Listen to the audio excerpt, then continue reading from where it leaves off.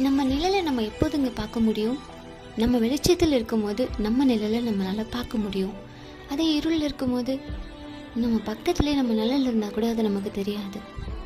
அதே போல தாங்க ஏசப்பா வசனத்தில் நான் உன் நிழலாக இருக்கிறேன்னு சொன்னாரா, நம்ம வெளிச்சத்தில் இருக்கும்போது தான் அவரை நம்ம பார்க்க முடியும்.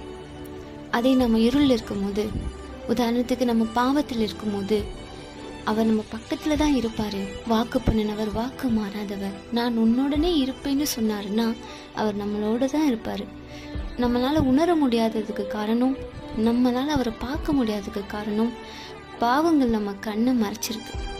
அதனால தான் நம்ம அவரால் பார்க்க முடியல.